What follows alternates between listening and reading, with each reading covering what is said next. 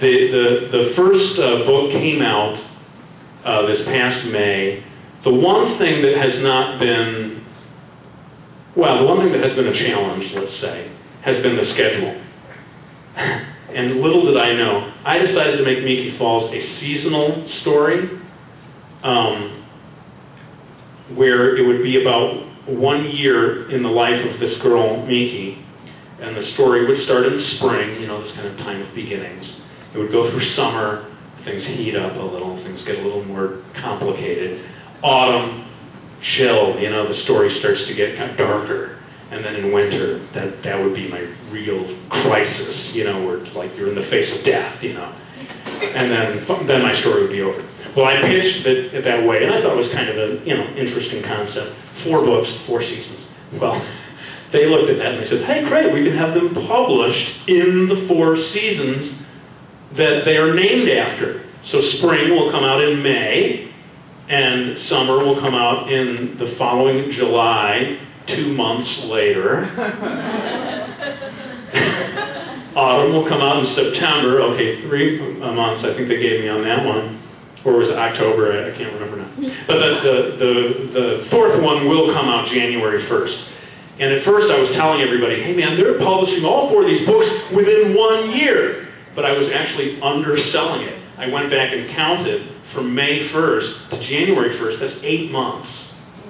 670 pages that all had to be created in order to be published within 8 months. And I've never worked so hard in my life.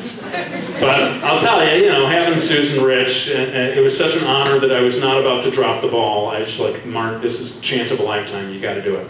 So yeah, I hustled, and you know, we had a newborn daughter in the house, Mio. In fact, if you check out my YouTube channel, one of my very earliest videos has me showing some of these mock-up versions of Miki Falls, and then at the end of the video I turn over, hey, there's my daughter Mio. And so now people all over the world, Shanghai, oh, it's Mio. People know my daughter now, 1 year old or whatever she was when that came out. I just want to do the grasp on this before I pronounce this illustration finished.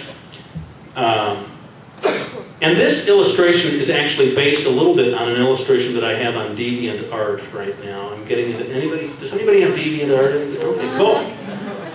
MarkCrilley.deviantart.com. And with YouTube, they do it the opposite way. YouTube.markcrilley.com. Anyway, yeah, I have an illustration very much like this. If you're curious, go to DeviantArt. You'll find my channel, and it's sort of the featured illustration right now.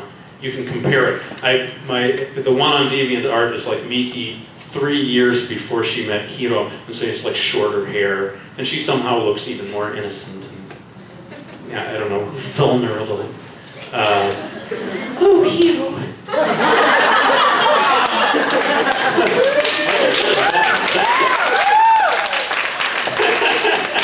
Well, thank you, Mike. Golly. I had no idea.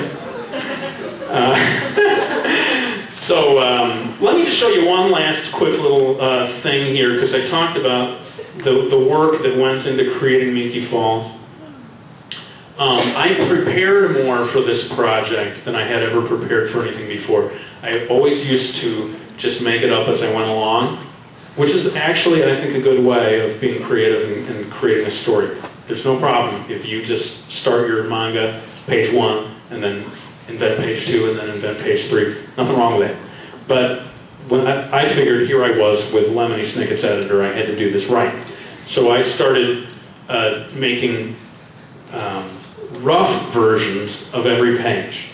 So for all 670 pages, there is a rough version like this. And I was crazy because I wanted to see what the toning would look like. So I started putting gray tones on all these pages that weren't even going to be seen by anybody. Here's a whole 4-page sequence that got the axe. They asked me to make a 4-page sequence. They felt something was missing. So I did all this time on these gray tones for these 4 pages, the rising sun. I was like, yes, she's in Japan. Oh, the bitter irony, the rising sun, and just got the axe. You will see this page, though, in the fourth book, in the back of the fourth book, The Making of Meekie Falls, and you get to see it at like 1/4 the size of a page. But yes, vengeance is mine. You get to see that rising sun after all.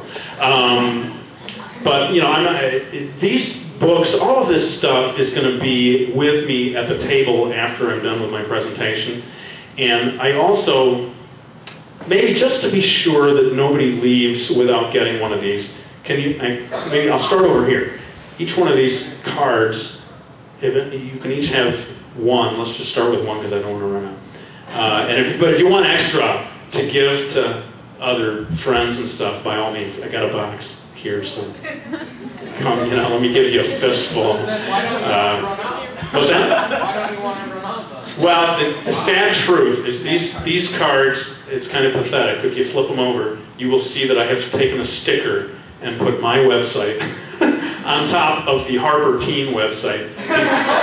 Because there's nothing at the Harper Teen website! There's not much there, there really isn't. But there's a lot at my website, obviously. I'm going on and on about Meekie Falls, so that's why I did it. But I didn't have the patience to do the little sticker on top of every card that are in this box. So your friends, if you want to give it to your friends, they get the stickerless card. Isn't this pathetic, you know? Published authors sitting here putting stickers on the card.